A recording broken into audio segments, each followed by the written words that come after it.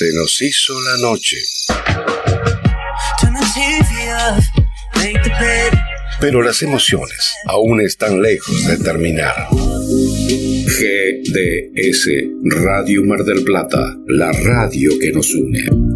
Invierno 2021.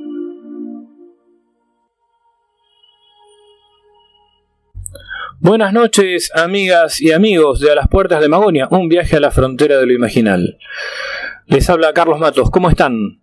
¿Cómo pasaron la semana? Dentro de 2 días se cumple un nuevo aniversario del avistaje de Kenneth Arnold, cuando comienza la era OVNI, o la historia de la ufología. Hoy charlaremos con Esteban Lingeri, joven investigador de Bahía Blanca, que nos contará el trabajo de campo llevado adelante junto a otros colegas en marzo de este año.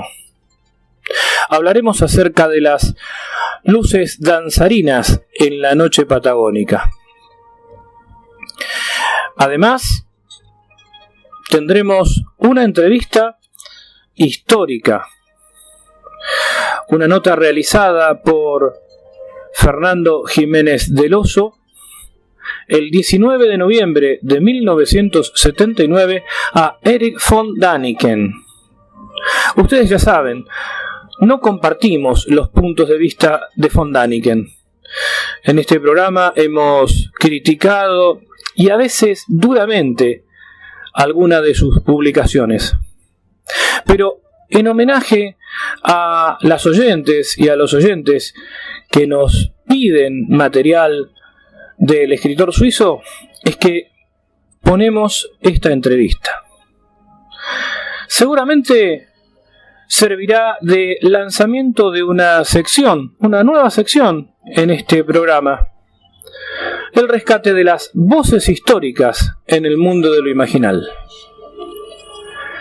Luego de este tema musical, Revolución Industrial de Jean-Michel Jarre, vamos a la entrevista con Esteban Lingeri. Bienvenidos una vez más a Las Puertas de Magonia, un viaje a la frontera de lo imaginal.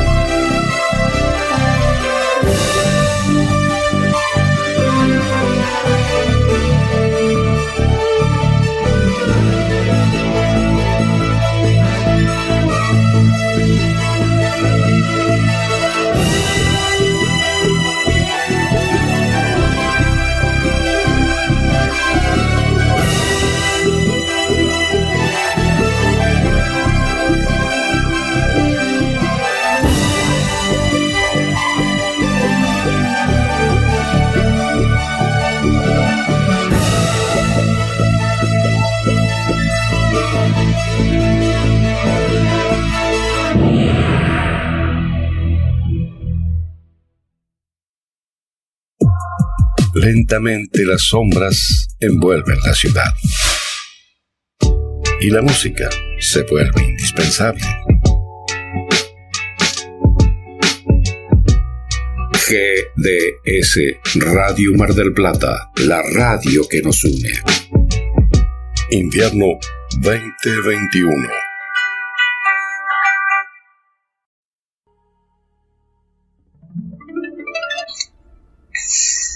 A las puertas de Magonia, esta vez va a conversar con Esteban Lingeri, un amigo ya de hace un año y oyente también de nuestro programa, que además forma parte de la nueva generación de divulgadores del fenómeno ovni, de la cuestión ufológica, aunque su canal Escarabajo Cósmico no se limita a estas cuestiones. ¿Cómo estás, Esteban? Buenas noches. Bueno, Carlos, muy buenas noches, un placer estar acá compartiendo este gratísimo momento con vos, con Guille y por supuesto con toda la audiencia de las puertas de Magonia. Así que bien, muy contento, Carlos, muchas gracias. Dentro de 2 días, el 24 de junio, se cumple otro aniversario del avistaje de Kenneth Arnold, cuando empieza formalmente la era ovni o la etapa histórica que podemos definir como ufológica. Y Esteban, vos formás parte de esta nueva generación. ¿Cómo te acercaste al fenómeno? ¿A partir de cuándo? ¿Cómo te relacionaste desde la niñez, desde la adolescencia, desde la juventud? Contanos un poco, ¿cómo fue esto o cómo es? Bueno, como creo que la mayoría fuimos de menos a más, ¿no? De alguna manera. En un principio, lo primero la primera aproximación que yo tuve al fenómeno fue precisamente por el comentario de una abuela mía, de Alcira, mi abuela paterna, que desde que éramos muy chiquitos con mi hermano, nos contaba su propia experiencia con el fenómeno, ¿no? Donde ellos, te lo hago muy cortito, mi abuelo y mi abuela volvían desde Tres Arroyos hacia Montehermoso. Mi papá y mi tía eran también de 7 años y 9 años. De golpe el auto se les detiene, se les para el motor. Mi abuela venía viendo una suerte de luz de forma de cigarro, como ella lo describía, que venía como acompañándolos a una distancia más que prudencial, pero de forma lateral, ¿no? Y bueno, luego de insistir durante varios minutos, luchando contra el motor para que arrancase, en un momento esta luz de forma de habano que se veía en la noche, porque esto había sido a la tipo 3 de la mañana, fue en ocasión precisamente después de una Navidad o de un Año Nuevo, eso no lo recuerdo yo, pero ellos volvían de festejar con la familia que estaba en Tres Arroyos. Esta luz gira a 180 grados, dispara, desaparece en el horizonte y ahí lo pudo arrancar el auto. Entonces yo ya de muy chiquito es como que lo sentía de alguna manera natural, este tipo de relatos, ¿no? Cada vez que escuchaba algún relato por eso no me llamaba demasiado la atención. Después, bueno, vino por supuesto el cine, VT y otras cuestiones más, y entonces de esa manera me fui incorporando siempre desde un lugar obviamente de entusiasta. En la casa de mis otros abuelos, cuando era adolescente, leí el primer libro acerca del fenómeno, que era un libro de Oscar Uriondo, que se llama El problema científico de los ovnis, y a partir de ahí es como que ya pasó a ser un tema de relativa importancia en mi vida, ¿no? Luego, siempre, por supuesto, desde el lugar del entusiasta, ¿no? Y hará más o menos 4 o 5 años atrás, un amigo mío, sabiendo de mi interés por todos estos temas, me invitó a colaborar en un programa de radio acá en Bahía Blanca, en FM Latina 89.1, para hacer un programa que se llamaba, lo empezamos a llamar No Estamos Solos, ¿no? con Rafael Prieto, que era el chico que hacía la operación, y Salvador Turiano. Y así comenzamos, ¿no? En cierta forma, ya a intentar divulgar un poco estos temas, a contar historias, a entrevistar a investigadores, a testigos, y bueno, de esta manera se fue despertando mi interés un poco para ir caminando un poquito más allá de lo que era el mero entusiasmo por toda esta fenomenología, por toda esta temática. El testimonio que contás en relación a tu abuela, más o menos ¿en qué año fue el caso? Y eso, sí, fueron a mediados, habrá sido en 1953, 1954, por ahí, aproximadamente en esos años, a mediados de los años 50, ponele, me puedo agarrar algún que otro año, por la edad de mi padre y de mi tía. Y llegó a través de los relatos familiares, como vos decís, a tu niñez, y se fue repitiendo y de alguna manera siempre estuviste vinculado. Y en la niñez, ¿qué literatura, a qué literatura accedías? ¿Se relacionaba con el fenómeno o no? ¿O era algo divergente? No, de chico no. De chico yo era fanático de Tom Sawyer y leía por ahí esas aventuras, leía cómics más que nada, qué sé yo, desde Nippur hasta el Pato Donald, ponele, y pasando por... Pero no tenía nada que ver con el tema. Eso fue de más grande. Y hasta llegar a este programa de radio del que estábamos hablando recién, ¿hubo algunas etapas intermedias en tu relación con el fenómeno? En realidad sí, pero no personales, sino digamos es como que empezaba a hacer una suerte de periodismo ad honorem, en el sentido de que yo me enteraba de que alguien había vivido alguna circunstancia, alguna situación de avistamiento, etcétera. Entonces yo por ahí iba y lo jorobaba en la casa o me comunicaba por teléfono, o en ese momento hasta por ahí escrito mails, en alguna oportunidad no me contestaron nunca, para adentrarme un poco en las experiencias de los demás. Básicamente se trataba de eso hasta ahí.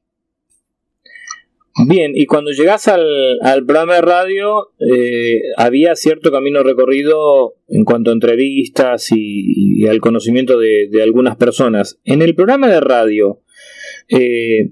¿Ya estabas vinculado con algún grupo, con algún círculo, o simplemente con tu amigo, el que te había invitado a hacer el programa?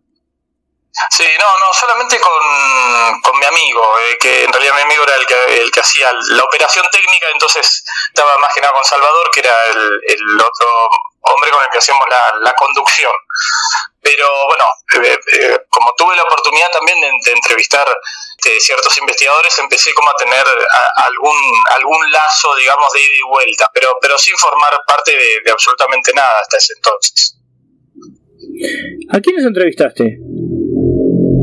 Y durante la radio entrevistamos, por ejemplo, a Andrea Pera Simondini, a Luis Burgos, a Rubén Morales y después a varios más que en este momento no recuerdo, pero digamos era siempre a otras personas por ahí que no llegaban así a ser demasiado populares, pero que por ahí eran investigadores aislados.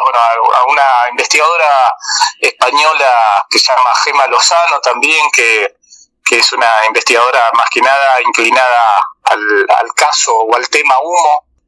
Y bueno, fuimos a partir de ahí, digamos, tratando también de la idea del programa era no solamente contar historias, sino también tratar de divulgar en eso, ¿no? En las diferentes posturas, en las diferentes líneas de pensamiento y de investigación que había respecto al fenómeno. ¿Y vos tenías alguna posición tomada en relación al fenómeno? ¿Estabas enrolado dentro de estas diferentes corrientes, como el etismo o la corriente psicosocial, por citar algunas? En realidad, sí, toda la vida estaba enrolado en la hipótesis etista, ¿no? A medida que fui por ahí conociendo otras posturas, conociendo otros puntos de partida para estudiar el fenómeno, me fue generando más dudas, ¿no? de la poca certeza que yo tenía en ese momento. Es hasta el día de hoy. ¿Cómo? Perdón. Claro. ¿Y cuál es tu idea hoy, o tu aproximación hoy al fenómeno? No, hoy gracias a Dios estoy más desorientado que nunca con respecto a eso. Creo que se trata de un fenómeno mucho más complejo del que por ahí en algún momento me imaginé que podía llegar a ser. Creo que hay un montón de hipótesis que en algún punto quizás se puedan incluso interrelacionar para intentar dar alguna explicación, pero considero igualmente que es, como se ha dicho en alguna otra oportunidad, es el misterio, la incógnita más grande en la que se ha enfrentado por lo menos el hombre desde aquel famoso avistamiento de Kenneth Arnold hasta el día de la fecha. Y en esta serie de incógnitas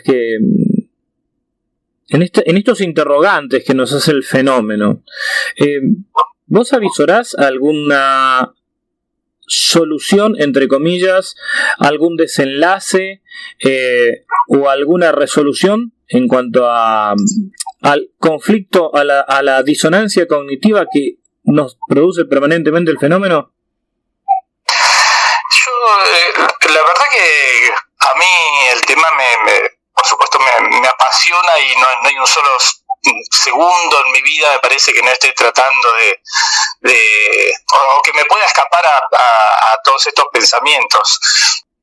Qué sé yo, es difícil por ahí esa pregunta para dar alguna respuesta que no sea más que un deseo, ¿no?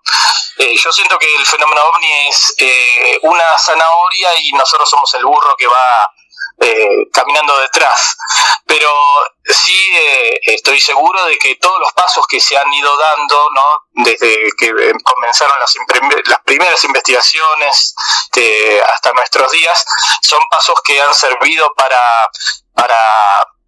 hoy poder encontrarnos en un lugar absolutamente diferente al que se encontraban los primeros investigadores allá en la década de los 50, 60, 70 quizás. Me parece que es siempre un desafío, ¿no? Y que por ahí lo que uno entiende como fenómeno ovni de alguna forma va tomando una dimensión capaz de ser estudiada, digamos, de ser analizada. Hay muchas cosas. También el fenómeno ovni, ¿no? Tiene muchas aristas, muchas facetas que por ahí no sé si ayudan o confunden más aún el abordaje del tema, ¿no? Lo que sí estoy convencido es que detrás del fenómeno ovni hay una inteligencia, hay una conciencia que de alguna manera interactúa con nosotros o al menos con los testigos, y de alguna forma también nos involucramos los que no somos testigos directos del evento, pero creo que de eso se trata. ¿Y cuál sería el propósito del fenómeno como tal? Si es que hay un propósito, si es que hubiera un propósito. Bueno, eso también, yo la verdad que me lo he tratado de preguntar miles de veces. Hay veces que por ahí también, como han dicho tantos reconocidos investigadores, es muy difícil por ahí para los seres humanos tratar de interpretar que puede llegar a ser alguna conciencia no humana, ¿no? Porque hay muchos testimonios que por ahí que cuentan actitudes realmente ridículas, ¿no? Del actuar, del comportamiento de incluso de gente que dice haber visto humanoides o simplemente luces o lo que sea, pero la verdad que no sabría bien si el propósito es buscado, es una intención, o nosotros corriendo atrás del fenómeno terminamos descubriendo que hay un mundo mucho más maravilloso por ahí del que del que se puede tener conciencia hoy en día. Muy bien, creo que son todas estas preguntas que nos hacemos todos, ¿no? Yo en realidad te las pregunto a vos, te tiro la pelota a vos porque son cosas que yo también me las pregunto y no tengo solución. Es como vos planteás, es como la zanahoria que va delante nuestro, vamos corriéndola, pero a su vez hay que ajustar algunas cuestiones metodológicas como para poder asir el fenómeno de alguna manera. ¿Qué pensás acerca de los métodos de investigación? Sí, y bueno, mirá, también por supuesto que es precisamente, creo yo, todo un desafío, ¿no? Porque por ahí muchas veces se habla de la dificultad que en sí reviste el estudio del fenómeno OVNI, porque muchas veces, según desde dónde se parta, pero faltaría el objeto de estudio, ¿no? Aunque yo ya te he escuchado también alguna vez que podemos llegar a tenerlo, ¿no? Pero bueno, muchas veces, si nos remontamos por llamar por traer a la conversación a Allen Hynek, ¿no? Que por ahí siempre aclaraban que en realidad el estudio o la investigación es respecto de informes de informes o de testimonios que hablan de ovnis, ¿no? Sí, permitime aclarar el concepto de objeto cuando alguna vez me han preguntado, es cierto, hace poco en el Café Ufológico Rosario, cuando yo me refiero a objeto no estoy hablando de un objeto físico, sino de un objeto cultural. En este caso el testimonio es un objeto. Te puede parecer medio enrevesada la explicación, pero en el campo de la epistemología coincidiremos los dos, hemos transitado por la Facultad de Derecho cuando teníamos esos famosos esquemas de los objetos culturales, naturales y metafísicos, ¿no? Entre otros objetos. Y creo que cuando hablamos de objeto tenemos que aclarar siempre en qué terreno estamos exponiendo esa idea. Por eso aprovecho esta mención que hiciste para reafirmar una vez más que cuando hablo de objeto me refiero a objeto cultural, no estoy hablando de un objeto físico. Creo que en eso más o menos estamos en la misma línea. Sí, vale la aclaración, porque yo te he escuchado varias veces, pero quizás haya alguien que esté del otro lado que no tenga tan preciso el concepto. Pero bueno, yendo por este lado, digamos, también es donde caemos siempre, digamos, en ese terreno pantanoso de ver qué es lo que las personas, por supuesto, dicen haber visto, dicen haber presenciado, dicen haber escuchado, dicen haber sentido, y si eso es realmente lo que sucedió. Es por eso yo creo que hace también tan dificultoso el andamiaje en la investigación. Encontrar un método preciso que nos pueda satisfacer a todos creo que es bastante complicado, pero creo que ese también es el desafío. Por ahí yo he tenido la oportunidad también de charlar y de también de alguna manera experimentar, ponerle con los investigadores, con Carlos Vales, con Daniel López, que por ahí Daniel tiene una línea de investigación, si se puede decir, o de exploración en el fenómeno, que es la percepción como un método para precisamente, más como una ufología experimental, digamos, de ir a ver si el fenómeno se presenta o no en determinado lugar, en determinada hora. Y bueno, en alguna oportunidad por ahí, bueno, por ahí me estoy yendo un poco del tema, pero no te estás yendo del tema, porque una vez cuando íbamos a hacer una entrevista vos estabas de viaje con Daniel, así que ya vamos a entrar de lleno a ese caso. Me gustaría que lo desarrolles desde el momento en el que te pusiste en contacto con Daniel hasta que surgió la posibilidad de viajar. ¿Cuál fue la información que recolectaron? Si llegaron a algún tipo de conclusión, ¿qué vieron? Desarrollalo con total tranquilidad. Bien. Bueno, como te decía, viste, sabemos que hay diferentes métodos.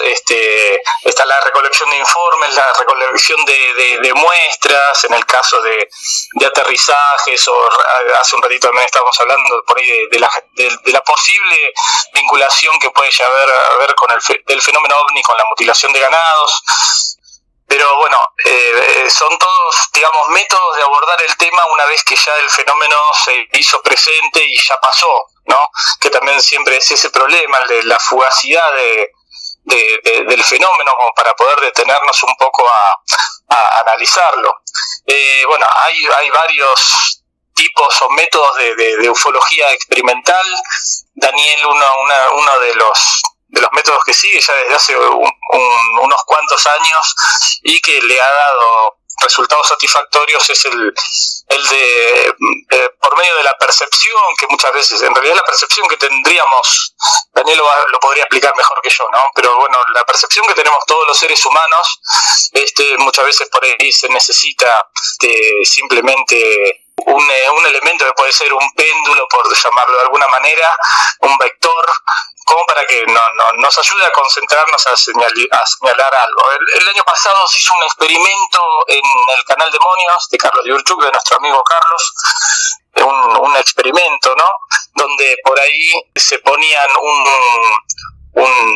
mapa dado vuelta, ¿no? de la República Argentina, un calendario también del mes, no recuerdo ahora si era agosto, por decirte algo, y en un determinado horario, todos concentrados más o menos en lo mismo, a ver cuándo y dónde se va a hacer presente el fenómeno ovni. Ponele, la consigna no era esa, pero más o menos para hacer es decir, un método, aplicando el método de la radiestesia, básicamente. La radiestesia, exactamente, sí, exactamente. Y ahí salieron varios puntos, por ejemplo, en varios lugares, ¿no? Pero fuimos lo limitamos por ahí un estudio en la provincia de Río Negro, donde habían salido varios puntos.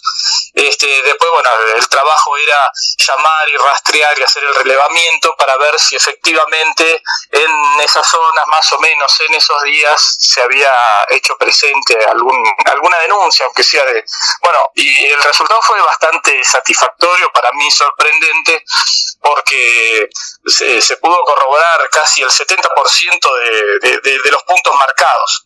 Otros puntos por ahí se dieron por negativos, pero no porque hayan sido negativos, sino porque no los pudimos corroborar. Entonces, ahora en marzo fuimos con Daniel y también con Andrés Segovia un poco a hacer el relevamiento a modo personal de estos sitios, de estos casos, ¿no? Estuvimos por varias de las localidades de Río Negro y habíamos hecho alguna práctica también para ver si podíamos llegar a ver algún tipo de luces o algo por el estilo en los lugares que íbamos a relevar.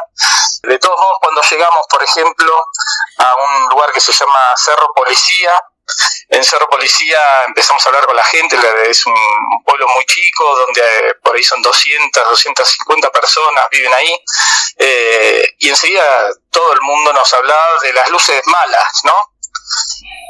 Lo que es conocido como la luz mala. Y bueno, todo el mundo por supuesto lo tomaba con mucha naturalidad, lo que por ahí para nosotros, para mí en este caso, podría ser una sorpresa que lo tomen tan así.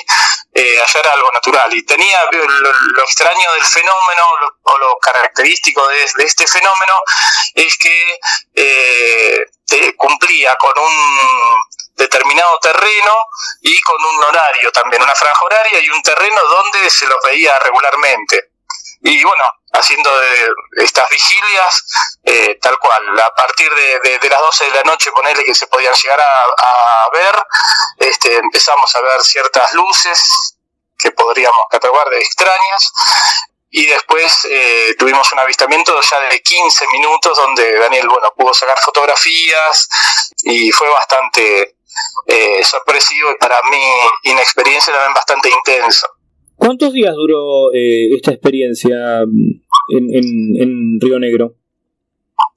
Y en realidad nosotros fuimos 9 días, fuimos a diferentes lugares.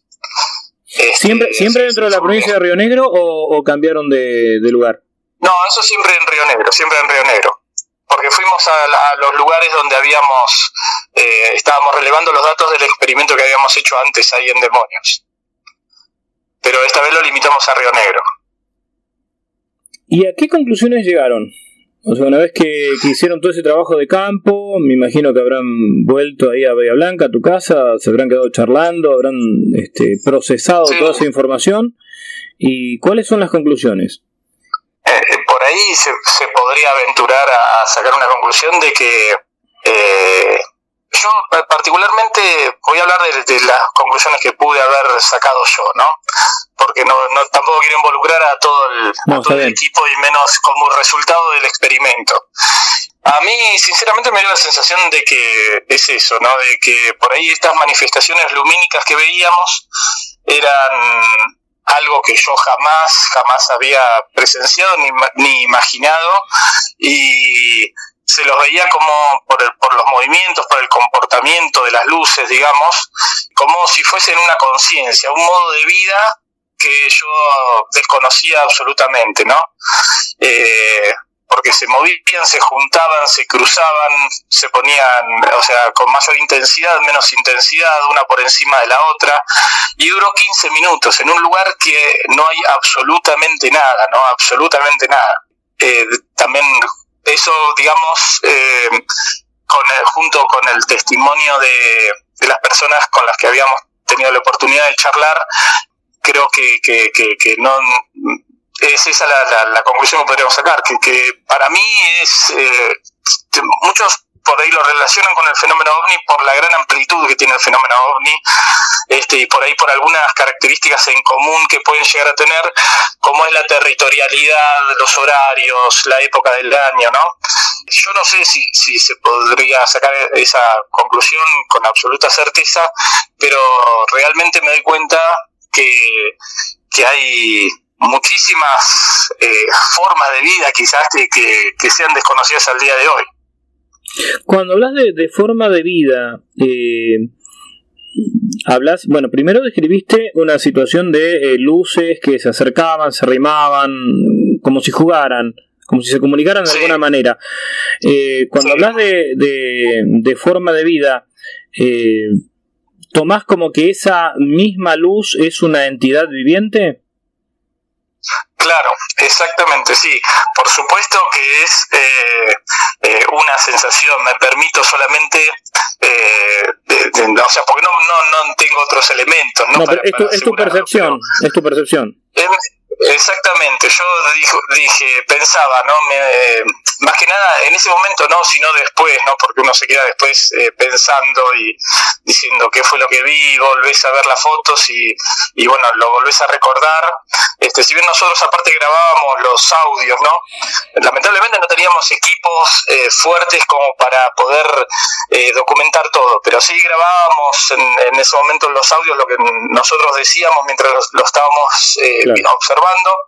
Daniel sacaba fotos y filmaba, bueno, entonces después se escuchaban, y bien terminamos también la experiencia, comentamos ahí mismo en el momento qué era lo que habíamos visto, qué es lo que habíamos sentido, qué es lo que pensábamos, bueno, y a mí sí, la sensación que me dio, la percepción que me daba era de que eso era alguna forma de conciencia donde yo digo,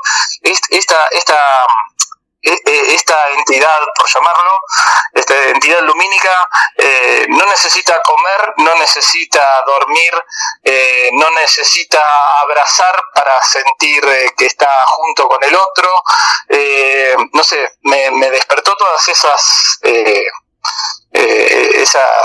sensaciones, digamos, pero es como que eso junto con lo de estar frente a estar viendo, estar presenciando una inteligencia, ¿no? Siempre una inteligencia y una conciencia, por supuesto no humana. ¿Qué tamaño tenían estas luces? ¿Cuántas eran? ¿De qué colores aparecían? Nosotros aparecieron más o menos sobre un camino, ¿no? Porque también es difícil calcular la distancia, como en el camino, son esos caminos vecinales donde de campos, donde por ahí sí entran dos camionetas una al lado de la otra, entonces podés decir, bueno, tiene alrededor del camino entre 5 y 6 metros, quizás claro, menos, porque eran medio angostos, pero ponele, y yo llegué a ver hasta 5 luces que se abrían a lo ancho del camino, ¿no? Por ahí una de los testigos decía, señalaba, ¿no?, como un ventilador, el tamaño del ventilador, ¿no? Una testigo que había visto hace unos años la luz. Por ahí serían, entre 50 y 60 centímetros más o menos de diámetro, pero bueno, que se hacían como más chiquitas. Yo supongo que por la intensidad después volvían a hacer fuerte la intensidad, que precisamente yo me acordaba de vos cuando estaba pensando sobre eso, ¿no? Porque capaz que si hubiésemos tenido alguna cultura relacionada con las hadas, hubiésemos relacionado que eran hadas. Sí, parecen, estaba pensando en la descripción que se hace en muchas crónicas acerca de las hadas, ¿no? Estas luces saltarinas, juguetonas, danzarinas alrededor de los túmulos, sí, a determinadas horas. Normalmente la hora que aparecen las hadas en muchos de los relatos es una hora liminal, 7 de la tarde, cuando estás en pleno crepúsculo, pero acá era más bien las 12 de la noche, por lo que vos contás. Sí, acá fue entre las 12 y las 2 de la mañana, que eso también por ahí era una cuestión. En otros lugares te decían que se veían luces, pero era otra la franja horaria. En este caso sí, era de las 12 de la noche hasta las 2 de la mañana. ¿Y de qué colores eran? Y eran tipo blancas amarillentas. Ahí la gente del lugar incluso las conoce como los autos que no son, porque aparentemente está como viniendo, ¿viste? Cuando ves los faros del auto que se aproxima y no termina de llegar nunca hasta que desaparecen. Claro, la asocian con un auto, sí, como las ópticas de un auto, y después el auto no está. Claro, exactamente, sí. ¿Y algún tipo de sonido asociado? No percibimos ningún tipo de sonido. Yo les pregunté también a ellos porque yo tengo una hipoacusia de leve a moderada, entonces, pero ellos tampoco escucharon absolutamente nada. Y era, en el medio, imagínate en el medio de lo que era esta zona que es el barrial de Cerro Policía, donde no hay absolutamente nada, no hay un solo ruido de nada. Esteban, ¿y llevaron algún tipo de animal, perros, o estaban ustedes nomás? No, estábamos nosotros nomás. ¿Y notaron en los animales nocturnos algún cambio de comportamiento en el momento de la aparición de estas luces? Mirá, no, yo si te digo, no, la verdad que no escuché nada, tampoco, no se veían muchos animales, por ahí. Daniel la noche anterior que habíamos hecho la vigilia precisamente al pie del Cerro Policía había visto un puma, que por suerte no nos dijo que había pasado por ahí cerquita, pero después yo no percibí la verdad ningún animal. Por ahí es zona donde suele haber ovejas que cría la gente del lugar, pero no estaban a la vista nuestra, al alcance nuestro. Y el Cerro Policía, me quedé pensando en la toponimia. ¿Qué pudieron averiguar acerca del cerro? Bueno, el cerro en sí, después es como para describirlo, está en medio de esa, digamos, meseta patagónica, surge, como una suerte, sí, de cerro que por ahí es muy particular, y algunos dicen que es como si tuviese una gorra de policía, ¿no? Por eso por ahí lo relaciono. Pero también hay otros mismos, hay vecinos del lugar que dicen que en ese cerro mataron a un policía, así que no nos quedó muy claro tampoco la denominación. Sí es un cerro que llama la atención a la vista, pero no sabemos bien el origen del nombre. Parece también como si fuese un centinela también, no, una suerte de cerro vigilante, expectante, mirando, viste, como cuidando también, así que no sé bien por qué. ¿Y en esa zona hay alguna especie de cementerio indígena? ¿Tiene alguna información sobre el estilo? Preguntamos también y supuestamente no, pero había gente por ahí más, digamos, gente mayor, con la que no pudimos dar, que ahora igualmente también tenemos previsto volver para terminar de atar muchos cabos sueltos que nos quedaron, o por lo menos intentar hacerlo, que capaz que nos pueden dar alguna información de ese tipo, porque en otras zonas donde habíamos estado también, sí, lo relacionaban con salamancas, con cementerios, con un montón de otras cuestiones, también en el avistamiento de las luces, pero en este caso no pudimos corroborar. Muy bien, bueno, ahora pasemos al plano más personal, Esteban. Contanos cómo es tu vida habitual, de qué trabajás, porque obviamente si bien la ufología ocupa gran parte de tus intereses, pero en tu vida común debes hacer otras cosas. Contanos un poco. Sí, retomo entonces un poco con lo que venía diciendo, ¿viste?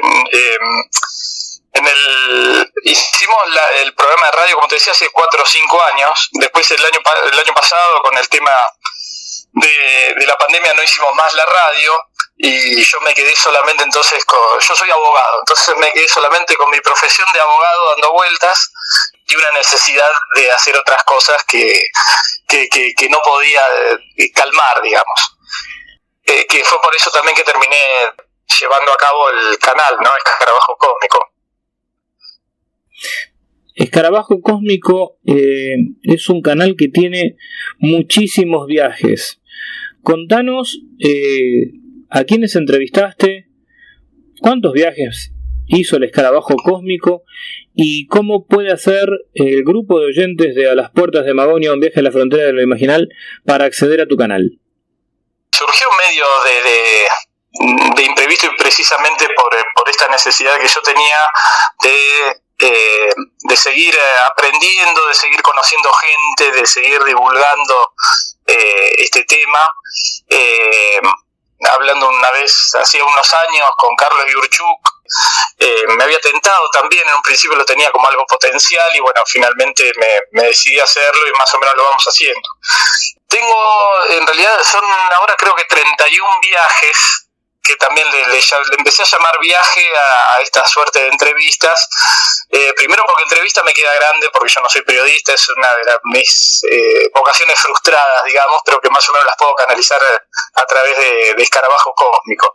Pero sí viajes porque entiendo yo que por ahí yo he tenido que viajar bastantes veces en colectivo y lo bueno de esos viajes de colectivos largos y que eran en esos colectivos lecheros, como le llamaban, porque paraban en todos los pueblos, ibas cambiando de compañero de ruta, de compañero de viaje, y por ahí te ponías a hablar con una señora, viste, que tenía 90 años, después te ponías a hablar con un chico de 30 y qué sé yo, y todos tenían sus diferentes vivencias y uno por ahí en algún punto compartía, y cuando surgía un punto en común los kilómetros pasaban más rápido. Entonces, bueno, dije, ya que no podemos movernos por el tema de la pandemia, por esto, bueno, hagamos viajes, y empecé a convocar, por supuesto, a gente que podíamos hablar de los temas que me interesaban a mí, que es el tema OVNI.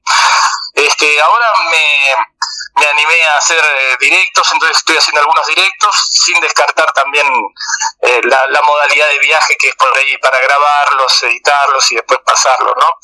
Pero bueno, cualquiera que le interese, por supuesto, es bienvenido, y me encantaría cada vez poder llegar a más gente, así que lo único que tienen que hacer es suscribirse, buscar Escarabajo Cósmico por YouTube y suscribirse.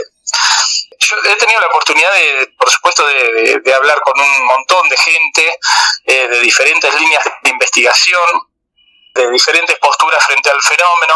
Bueno, uno de esos fuiste vos, Carlitos, también a Pepe Pacheco, a Carlos Yurchuk, a Rubén Morales, a Lore Ciarrata, la conductora del Café Ufológico Rosario.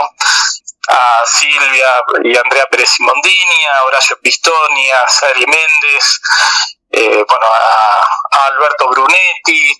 Sí, que aprovechamos para mandarle un fuerte abrazo a Alberto. Falleció la mamá la semana pasada y un gran amigo Alberto, así que bueno, desde acá le mandamos un enorme abrazo. Sí, un enorme abrazo a Alberto. Bueno, a Gladys Espinosa.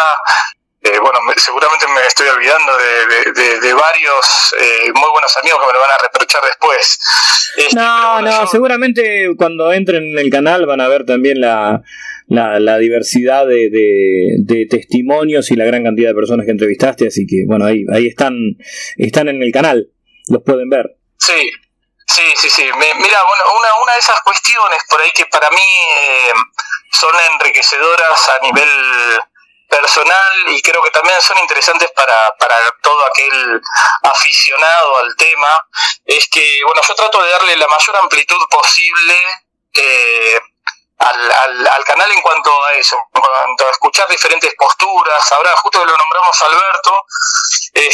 Alberto Brunetti, yo soy miembro de CEFORA, ¿no?, que es la Comisión de Estudios del Fenómeno OVNI de la República Argentina. A mí me invitó el año pasado Andrea, el 16 de septiembre del 2020, a formar parte de la comisión como representante, coordinador regional acá de la zona de Bahía Blanca, ¿no? Y el tema de la desclasificación siempre también es un tema debatido, un tema que trae, digamos, algunos puntos de litigio, donde Alberto incluso me dio su opinión, que por supuesto a mí me enriqueció mucho, y que comparto en gran medida, pero yo también estoy convencido de que es un esfuerzo que vale la pena hacer, la desclasificación, por más que algunos llaman desclasificación o no desclasificación, a ver qué tipos de archivos son los que desclasifican.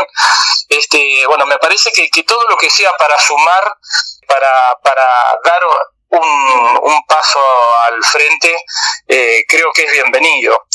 Entonces, la idea, no solamente mía como canal, porque el canal terminó siendo más que nada una excusa precisamente para poder conocer gente y aprender de esto, es creo lo enriquecedor que es nutrirse de los diversos puntos de vista, de las diversas escuelas, ¿no?, de análisis. Creo que es importante eso.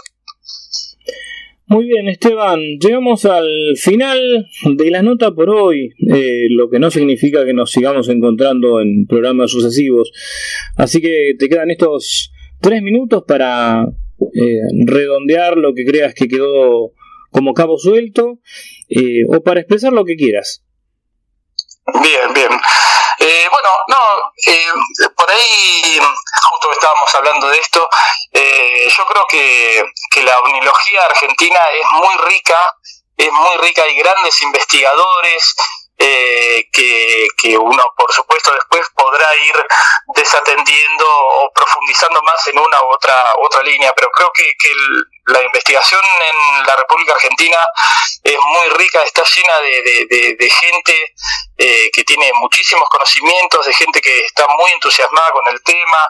El otro día, justo también estaba viendo el programa de Carlos Ferguson de YouTube, donde anunció que vuelve la RAU. Sí, el relanzamiento de la RAU, que es realmente muy importante. A mí me alegró muchísimo, y hoy hablé con Carlos justamente para felicitarlo por el relanzamiento de la RAU. Claro, y yo soy un convencido de que en el caso mío, que yo soy un entusiasta y trato de divulgar y de vivir experiencias, digamos, es tan amplio el abanico que creo que no se tiene que cerrar nunca. Creo que por ahí las nuevas generaciones que venimos, si bien yo no soy muy joven tampoco, yo tengo 45 años, que venimos detrás, tenemos que aprender de todos estos grandes investigadores, de todas estas diferentes escuelas, de todos estos diferentes conceptos, hipótesis o como se llame, y no perder el eje, me parece, de lo que es verdaderamente importante, que es tratar de desmenuzar este fenómeno, de analizarlo, de debatirlo. Creo que mientras más espacios haya para poder, como decíamos, ¿no?, expresar, compartir, experiencias, testimonios, posturas, estudios, análisis, todo eso, creo que vamos a seguir dando un paso adelante.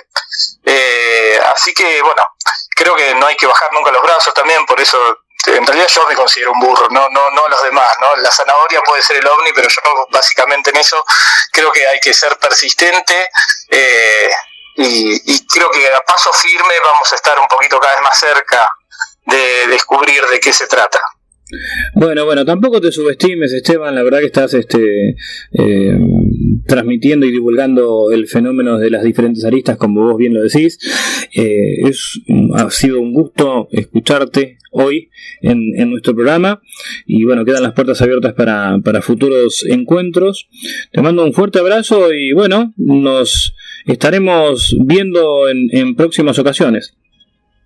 Bueno, cómo no. Así que bueno, aprovecho a todos a mandarle un fuerte abrazo desde los 38 grados de latitud sur y los 62 grados longitud oeste, estimado Carlitos. Está muy bien. Un abrazo, Esteban.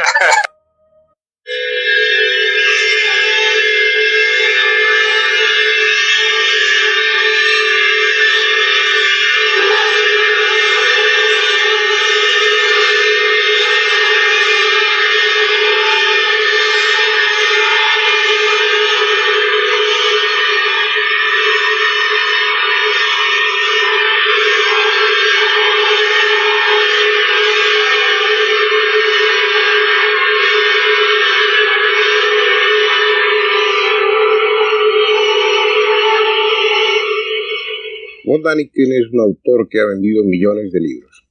Sus razones habrá para ello. Él defiende la hipótesis de que en el pasado remoto seres descendieron de las estrellas, seres muy tecnificados, y enseñaron al hombre. Esos seres son los dioses que están recogidos en tantas religiones, en tantas leyendas. Él aporta sus pruebas, que a veces son discutibles y por seguro que son discutidas, pero también a veces son muy convincentes, pienso que muy claras. No se trata de entrar en polémica ni de discutir si esas pruebas son o no lo son totalmente válidas. Yo pienso que muchas veces sí lo son. En cualquier caso, Däniken tiene un mérito indiscutible. Ha abierto un camino a muchos otros investigadores. El hecho de que sus libros se vendan tanto lleva aparejado el despertar mucha inquietud en mucha gente joven que contempla el pasado con una perspectiva nueva, algo que es muy importante. Ya hemos dicho aquí muchas veces que los gruesos libros de historia muchas veces son los gruesos libros de nuestra soberbia, de nuestro antropocentrismo. Däniken está aquí en España para presentar su último libro, Profeta del Pasado. Pienso que el primer motivo del que tenemos que hablar aquí es precisamente de su libro y de las pruebas que en él aporta sobre esa hipótesis de los dioses extraterrestres. En el primer capítulo se habla del Arca de la Alianza. Y se habla del Arca de la Alianza con una perspectiva nueva. Se ha hablado como un acumulador eléctrico en algunas ocasiones, pero Däniken sostiene la hipótesis de que podría tratarse de un pequeño reactor nuclear y que incluso serviría para fabricar maná, ese alimento que suministraba energía al pueblo judío. La primera pregunta, pues, Däniken, es ¿en qué te basas para pensar que el Arca de la Alianza era realmente un reactor nuclear? ¿Cuáles son tus pruebas en este caso? Muchas gracias por esta pregunta. Desde más de 3.000 años se sabe que los israelíes durante muchos años llevaban a través de los desiertos una caja. Sabíamos que era madera de acacia y que esta madera estaba cubierta de oro por dentro y por fuera, pero nunca, ni en la Biblia ni en otros documentos, se ha podido leer algo sobre cuál era el contenido que había dentro del arca. Y esto nos ha molestado, nos ha sorprendido y queríamos saber qué había ahí dentro. Durante muchos años hemos estudiado la literatura, hemos leído las viejas escrituras, libros, y hemos llegado en Etiopía, en el En el ethos etiópico, este problema del arca juega un papel importantísimo, porque por lo que se ve fue llevada de Jerusalén a Etiopía y se dice algo sobre el contenido del arca. Se dice que dentro había un regalo del Dios. Ese regalo, ese obsequio, no había sido construido por nadie, ninguna persona terrestre, ni ningún pintor terrestre podía haber hecho ese obsequio. Ese obsequio se llama el anciano de los días. Y este personaje se decía que produjo maná. Esta es quizás una explicación bastante sorprendente. Y se dice en este poema de Etiopía que este personaje tenía dos cabezas, una cabeza superior y una cabeza inferior mayor que la primera. De esta primera salían cabellos y volvían a crecer hacia dentro del cuerpo, y en su vientre había una luz que era tan resplandeciente como el sol. Y este personaje tenía dos testículos y un penis. Y lo más importante es que los sacerdotes podían descomponer este personaje y volver a construirlo, a reconstruirlo. Esto nos pareció todo muy gracioso, muy sorprendente, porque yo tampoco puedo deshacer las partes de mi abuelo, por ejemplo, y volver a construirlo. Y entonces recordamos que en este siglo, por ejemplo, los indios norteamericanos veían a una locomotora de vapor como un caballo que soplaba viento. Y cuando antes se hablan de máquinas, los pueblos primitivos hablan de partes intestinales. Cuando se hablan de refrigerantes, en estos pueblos antiguos hablan de arterias. Es decir, se compara evidentemente un mecanismo, una construcción mecánica, con la composición de un cuerpo humano. Y esto es lo que ha debido pasar con el contenido del Arca de la Alianza. Según lo que hemos podido reconstruir, en cuanto al contenido del Arca, se trataba de un aparato, de un mecanismo, y este mecanismo estaba en condiciones de producir maná. Por desconocimiento, por ignorancia, los pueblos de entonces llamaron a este aparato, este mecanismo, le dieron el nombre de este personaje. Quisiera decir un par de palabras sobre el arca. Este arca solo podía ser manejada y puesta en funcionamiento por los sacerdotes. Y alguien que se acercaba a estos que no llevaba la ropa correspondiente, los zapatos correspondientes, el correspondiente adorno y los guantes, se decía que se ponía enfermo, y en las Biblias se pueden leer varios casos que se dicen de enfermedades que se dicen proceden de haberse acercado al Arca de la Alianza y no en forma correcta. Podría dar muchos ejemplos, pero creo que no tenemos tiempo para entrar en todos los detalles. En esta foto vemos la reconstrucción del Arca de la Alianza, vemos la cabeza la superior, la cabeza inferior, en segunda cabeza, que es la más grande, de la cual sale el cabello, y en realidad debía ser una irradiación de algas. En el centro está el vientre, el estómago, y debería haber seguramente un centro de la S. Y abajo los testículos son dos bolas que en realidad estaban llenas de maná. Y por el penis es por donde salía el maná.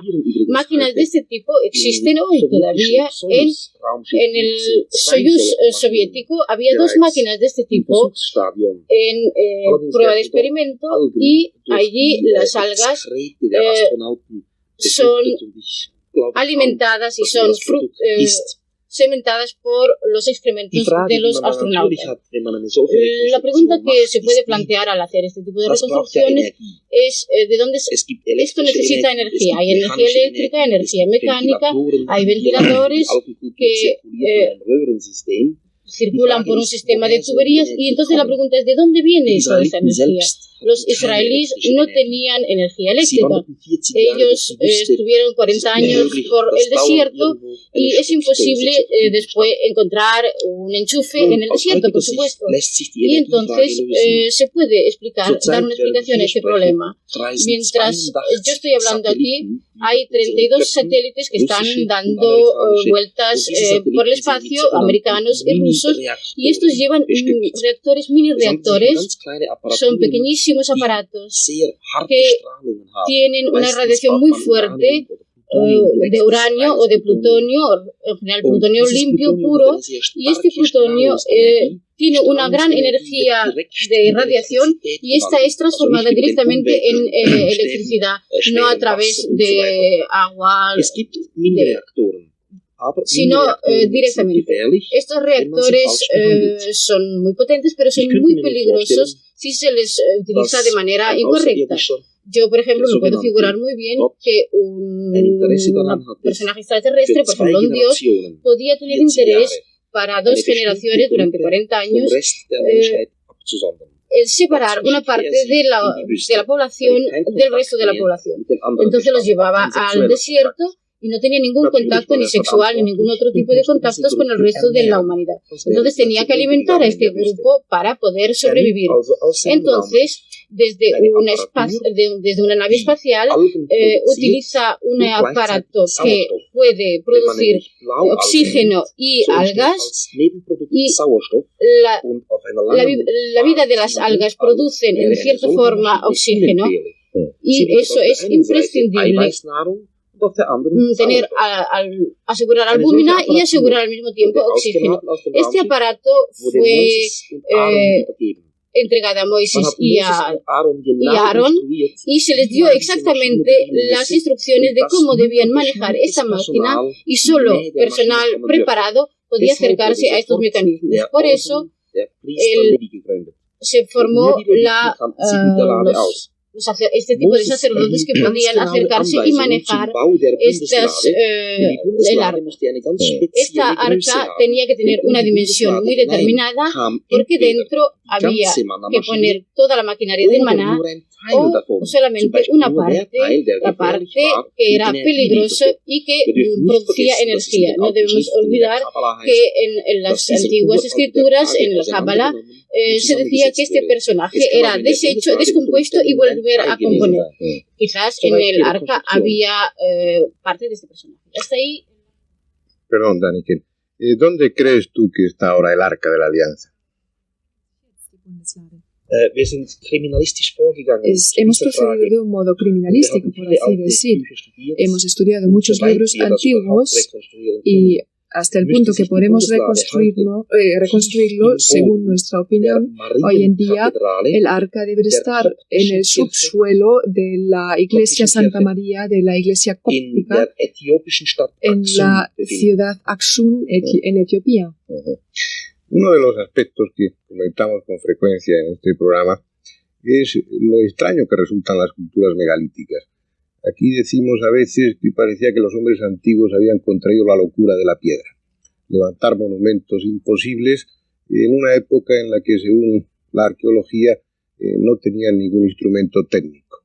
Pensar que monumentos como tantos de los que hemos mencionado aquí, Stonehenge, Tiahuanaco y muchos más, hayan sido levantados con un esfuerzo descomunal, sin conocer las ruedas, sin conocer los metales, es difícil de creer. En el libro de Daniken hay una parte muy interesante, dedicada a la isla de Malta. Ahí, dentro de todo ese contexto megalítico, Daniken ha encontrado lo que él llama unos raíles, y pienso que es la imagen que más sugieren estas muescas en el suelo, y sus consideraciones en torno a esos raíles me parecen, y esta es mi opinión, bastante acertadas, y me gustaría que él la repitiera ahora para ustedes. Malta tiene 3 islas principales y todas estas islas están cubiertas de estos carriles extraños.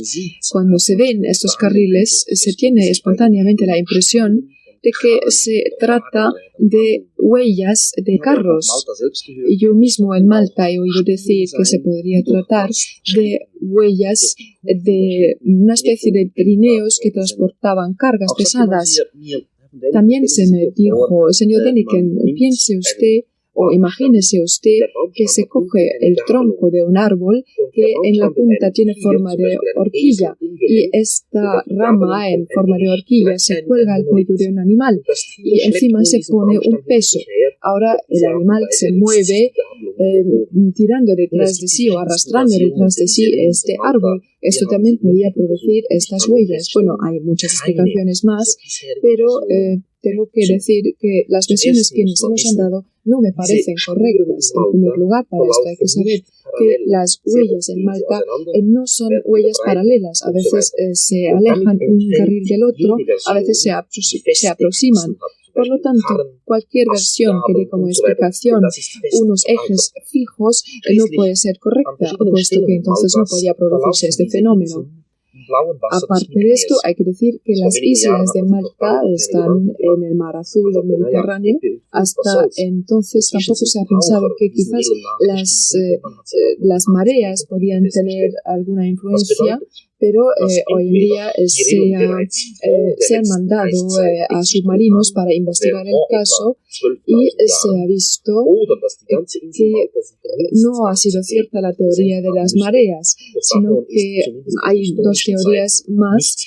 Se puede pensar que las islas de allí se han sumergido hace mucho tiempo, pero en fin, son teorías que tampoco se han podido comprobar. Queda la pregunta, ¿qué es lo que eran estas islas y qué es lo que ha producido los carriles en las islas? Yo no puedo contestar a esta pregunta, solo puedo transmitir mi duda a la arqueología y espero que con las nuevas experiencias que hemos tenido se va a intentar aclarar este misterio. Otra parte interesante, otro capítulo, se ocupa de unas ruinas extrañas en Zimbabue, de unas paredes de hasta 10 metros de altura, unas torres que no tienen entradas ni ventanas, unas construcciones extrañas sobre cuyo origen se sabe poco o casi nada, y mucho menos aún sobre su función. ¿Qué es lo que piensa Däniken en torno a las ruinas de Zimbabue? Que voy a hacerlo muy resumidamente. Hay muchas especulaciones sobre Zimbabue y a nivel arqueológico no hay respuesta definitiva. No se sabe quién ha construido, no se sabe cuándo se ha construido y no se sabe sobre todo por qué se ha construido. Yo no voy a poder explicar aquí todas las variantes, pero nosotros hemos llegado a la conclusión de que se podría en que el muro de Zimbabue elíptico se podría ser la reproducción de un modelo de sirio. Sabemos que los negros de Dogon en Malí adoran la estrella de Sirio, conocen diferentes sirios A y B, conocen su fuerza, conocen... Y Sirius B tiene un recorrido elíptico y estas construcciones también tienen una forma elíptica ovalada y el punto a la derecha es una torre enorme que no tiene ninguna importancia porque no tiene ni ventanas ni puertas, no se puede subir, no se puede penetrar por abajo, o sea, tiene que tener solamente un contenido simbólico y está colocado dentro de la forma oválica y como si fuera el sirio A en el lugar correspondiente a la realidad. Esto evidentemente es una especulación porque esta respuesta tampoco puede ser definitiva. Tenemos que esperar a ver lo que el futuro nos va a traer como respuesta. Däniken, la opinión oficial, por decirlo así, sobre Zimbabue. ¿Qué es lo que dicen los arqueólogos oficiales? Solo hay opiniones controvertidas, no hay opinión oficial. Yo en Zimbabue he hablado con diferentes arqueólogos, con un señor Sinclair que ha hecho muchas excavaciones y él me dice que o bien se trata de una fortificación, de una construcción de fortificación, yo no lo creo, porque pocos metros de distancia de esta construcción ovalada hay una colina y ahí sí hay una fortificación, una construcción de fortificación. Eso sí puede ser para defender, pero esta otra construcción no tiene ni torres, no se puede subir a ella, no se puede utilizar como parte divisora para dominar el terreno. La segunda visión es que se trata de una residencia de reyes. Aquí hubiera vivido un rey, pero esto es muy difícil de mostrarlo porque no se ha encontrado ninguna sepultura, no se ha encontrado ninguna imagen, ninguna fotos, no hay ornamentos, no hay trabajos tallados, no hay nada que pueda indicar que ha habido un trabajo de decoración suntuoso, que sería lo típico para una construcción de reyes. No debemos olvidar que se trata de toneladas, de miles y miles de toneladas de peso. Una de las cosas más sorprendentes de tu libro es la afirmación de la existencia de tanques en la antigüedad. ¿Realmente utilizas la palabra tanque un poco en broma o piensas realmente que eran tanques? No,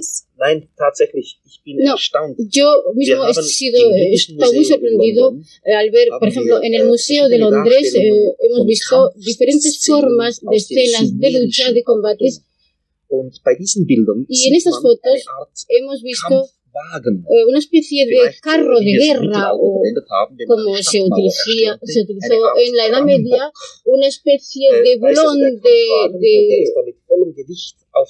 que era como un tanque que tenía una especie de bulón contra el que iba contra lo que debía lucharse. Entonces el problema es cómo se movía, cómo se ponía en movimiento esa máquina. No había personas que lo ponían en movimiento. No hay tampoco dentro de la máquina personas porque tendríamos que ver si no los pies de las personas que lo ponían en movimiento. Entonces, ¿con qué energía se ponía en movimiento esta máquina? La segunda pregunta es el problema de este bulón o torre o la parte del cañón, porque esta parte del cañón está dirigida hacia arriba, y si fuera un bulón entonces tendría que estar recto y tendría que estar muy rígido. Solo entonces cuando da contra un muro puede tener un efecto cinético. Si está hacia arriba no tiene ningún sentido. Y entonces nos preguntamos de qué se trataba, qué era, cuál era la energía. Y entonces yo me acordé que en la Biblia se habla de la destrucción de los muros de Jericó, y allí se decía que los sacerdotes hacían sonar un instrumento. Ahora también sabemos que hay radios ultra cortos que pueden destruir paredes y grandes muros espesos. Bien, podríamos estar hablando con Däniken mucho más tiempo, y lo vamos a hacer. Vamos a hablar en otro siguiente programa de muchos temas también. Y vamos a intentar incluso penetrar un poco en su biografía, en sus inquietudes, en qué fue lo que le puso en marcha en este camino que tantos libros le hace vender, pero que tantos disgustos sin duda alguna también le produce, porque Däniken a través de por la ciencia oficial es continuamente criticado y a veces muy duramente. En definitiva se plantea una hipótesis que todos ustedes conocen y que es excitante, es más que sugestiva, la de que en nuestro pasado hubo hombres procedentes de las estrellas que enseñaron al hombre, que le enseñaron los rudimentos de una técnica y que le enseñaron a andar por el mundo, y que incluso, como afirma Däniken, o al menos eso plantea como hipótesis, que hicieron evolucionar al hombre biológicamente, que de alguna manera influyeron sobre sus genes para transformarle en un auténtico Homo sapiens y desgajarle de esa rama, de ese tronco común de los prehomínidos. Son temas de los que habría que hablar mucho tiempo.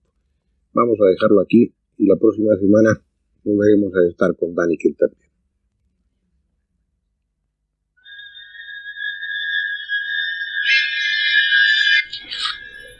Tal como dijéramos al iniciar este programa, pasado mañana, 24 de junio, se cumple un nuevo aniversario del avistaje de Kenneth Arnold, hecho que marcó el nacimiento de la era ufológica. Con tal motivo, el martes próximo charlaremos con Carlos Ferguson, creador y fundador de la RAO, Red Argentina de Ovnilogía, indiscutido referente en el mundo de habla hispana, Va a ser un gusto que nos queríamos dar desde hace muchísimo tiempo, esta charla, este diálogo, esta entrevista. Los invitamos entonces para el martes próximo, cuando nos encontremos en este punto, a las puertas de Magonia, para hacer otro viaje a la frontera de lo imaginal.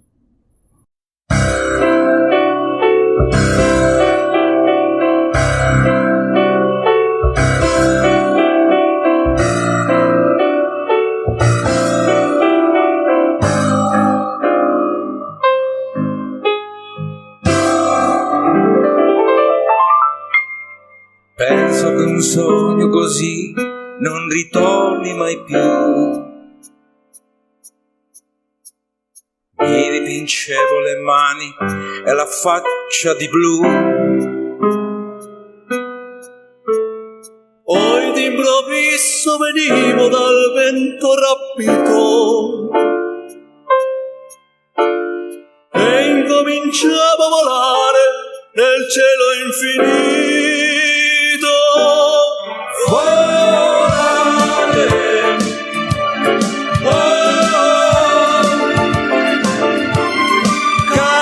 cantare,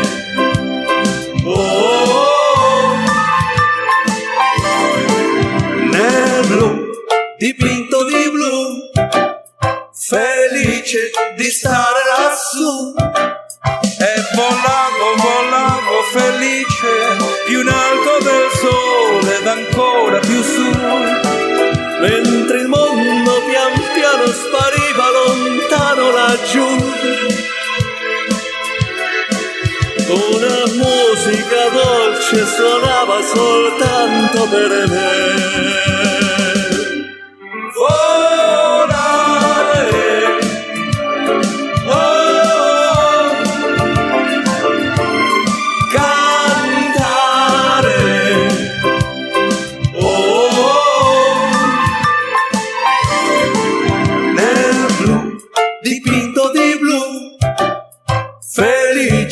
Di stare lassù nel blu, dipinto di blu, felice di stare lassù con te. Piensa que estás en tu mejor momento de la vida. Piensa positivamente. Piensa con nuestros sonidos.